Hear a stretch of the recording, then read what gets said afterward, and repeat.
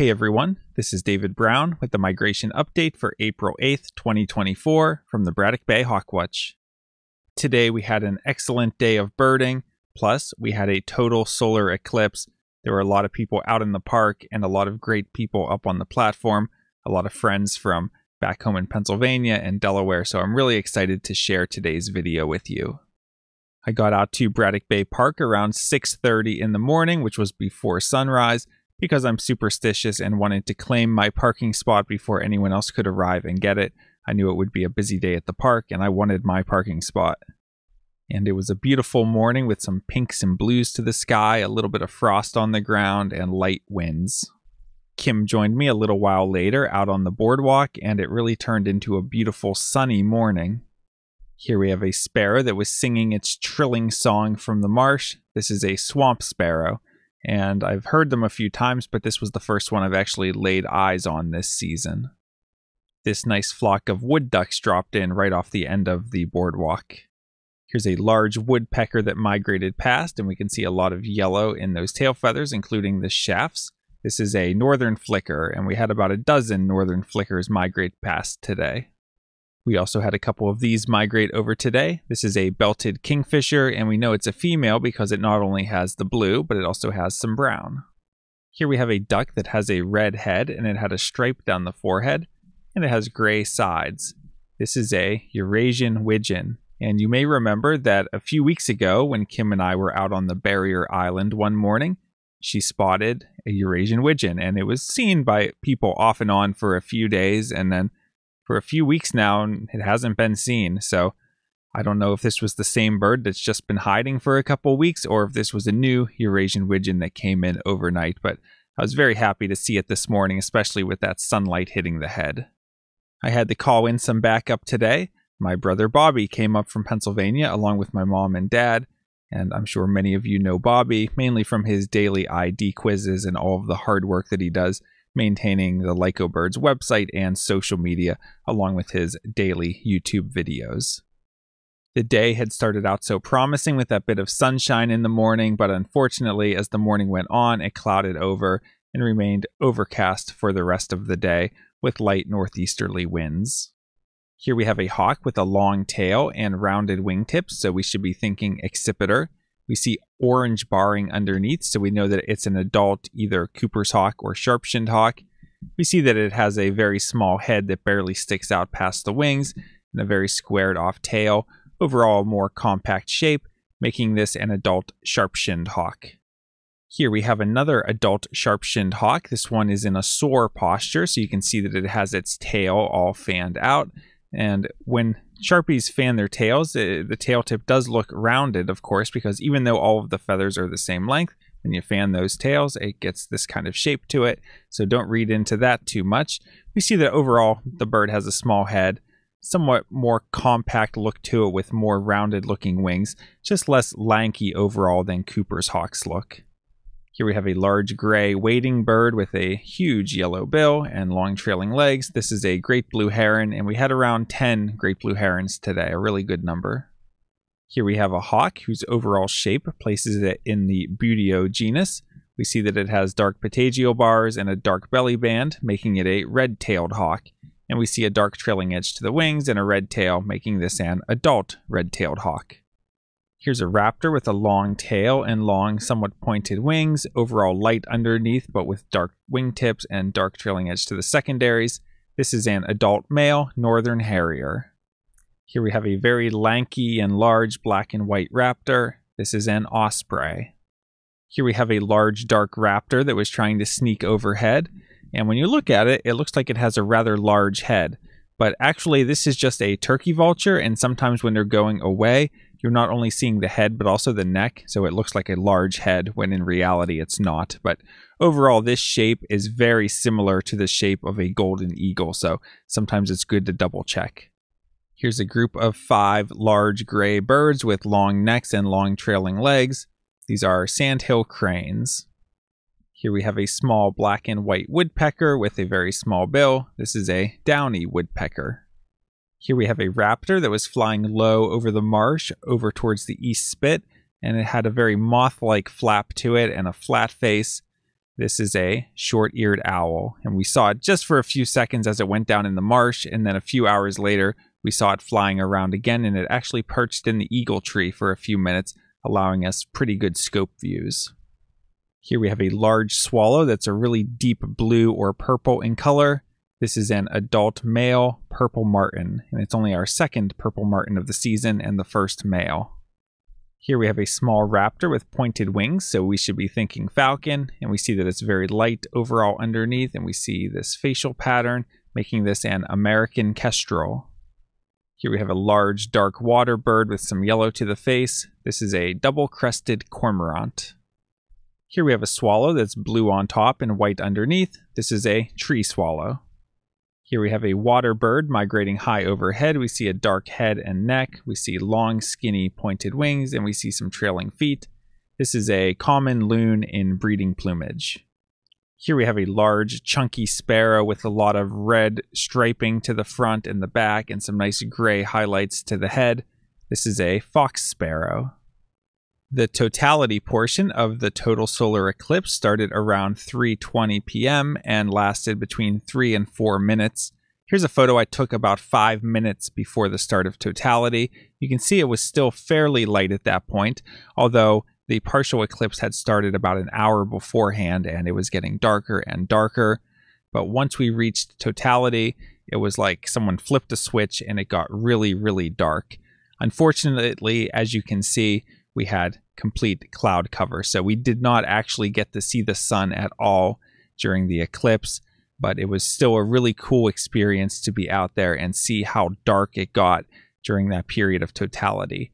And actually, during that time, there was a little sliver on the horizon where the cloud cover ended, and there was some light shining back up underneath and illuminating the undersides of the clouds. So it was a really cool effect and just a really spectacular experience. Back in 2017, I went down to Tennessee and got to see a total solar eclipse, and we had really clear skies for that one. So this was quite a different experience, and I think this one, it got a lot darker just because of that cloud cover. Oh my goodness. Whoa. Yeah, it's safe to take off your glasses. Whoa. Oh my goodness. Where'd the peregrine go? Whoa. Like how you can see the underside of the clouds lit up because you got the light on the horizon. We have a flock of cormorants coming over.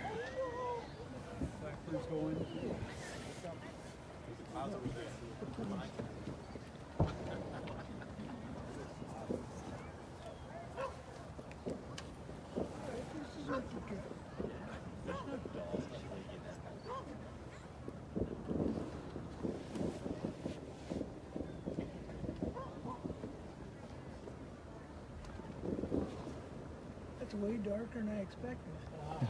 Yeah. This is when we would be looking at planets and stars if it wouldn't be the clouds. It was so sudden.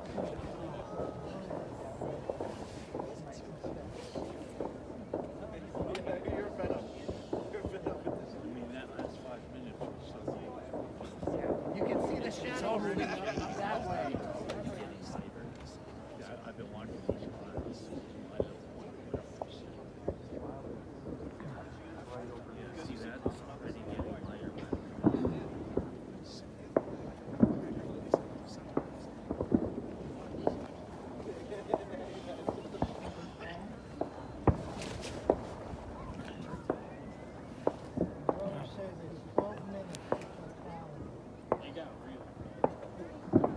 see some mute swans flying out there.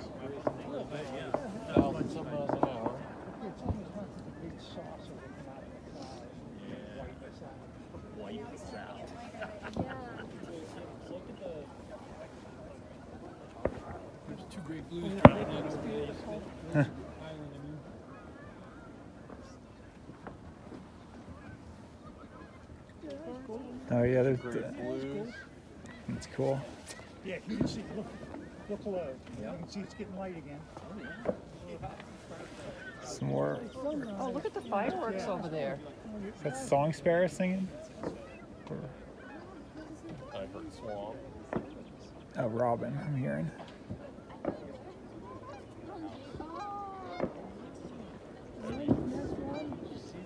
See it coming on the horizon there. Wow. Yeah, it's starting to get light. Their diamond ring coming. So now you know what the lights were for over there.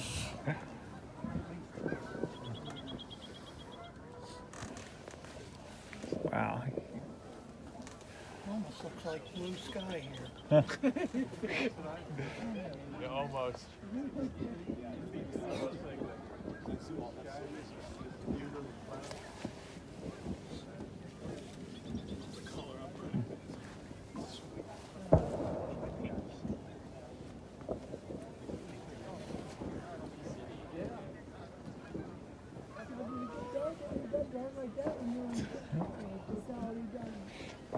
Now it's really starting to get light.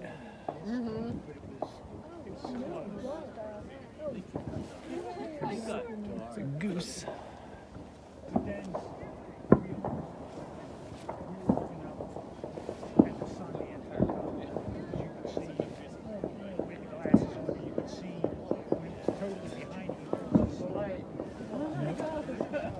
Wow. Just as fast as we lost it, we're getting it back.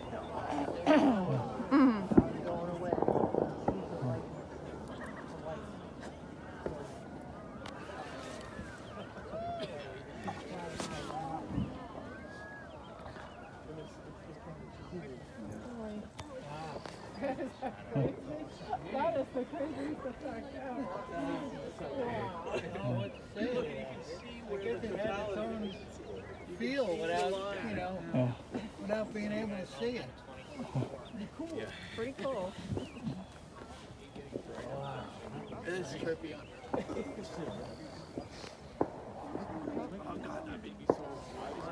Time goes to spit. I changed my mind. I'm going Yeah. to 2044.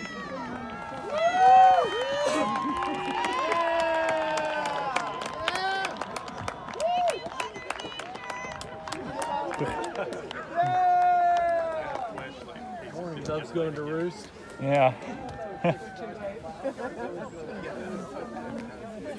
Wow.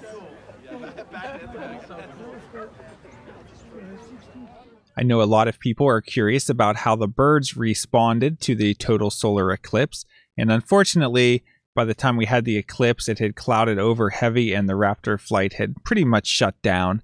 But I did take a couple of notes about the behavior of birds. So leading up to totality, so when we were in the stage of the partial eclipse, I noticed that there were some bald eagles that were starting to fly in and roost in the bay, like they might roost there overnight. So I wonder if that was them being fooled by the eclipse. And it also seemed like some red-winged blackbirds had started calling more frequently than they had been. Right as the eclipse was transitioning to that full totality, I spotted a peregrine falcon. It was actually lit up against that small sliver of the horizon that was still light. I could see the silhouette of this peregrine falcon flying over the east spit. So I wonder if something with the changing light conditions triggered that bird to start flying.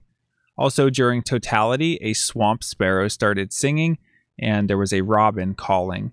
And we had a flock of double-crested cormorants fly over pretty low, and it seemed like there were still some geese and great blue herons that were moving around during that time of totality as well.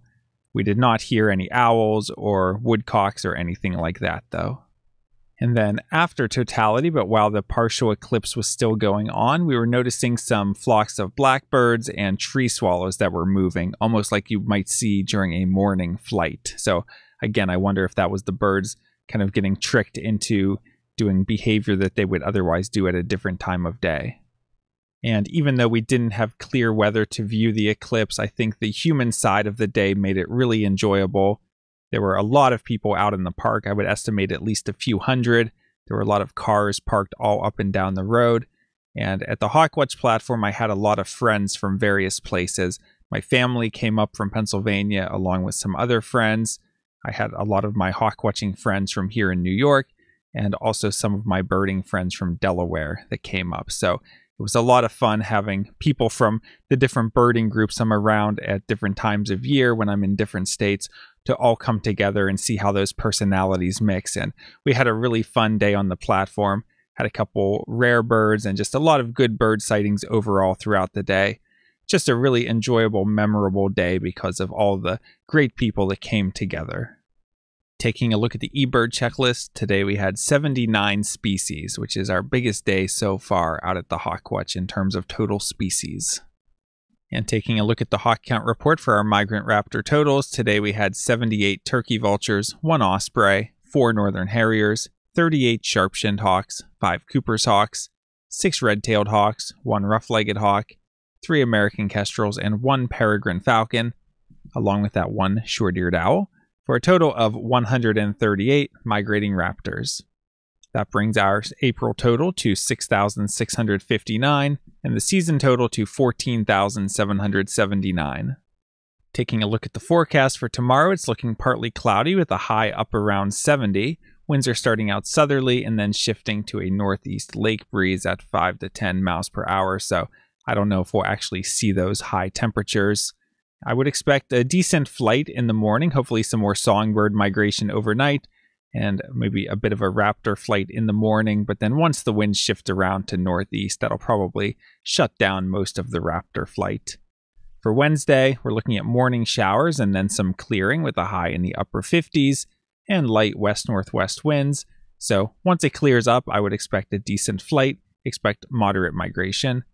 And for Thursday, we're looking at rain and a high in the mid-60s, winds southeast at 15 to 25 miles per hour. So if we do end up getting that much rain, it'll probably prevent any of a raptor flight. But, it's southerly winds that are fairly strong and a warm day can always be good for other types of birds. So it might be a good day to get out there to the east spit and sort of monitor conditions, but wouldn't expect much of a raptor flight.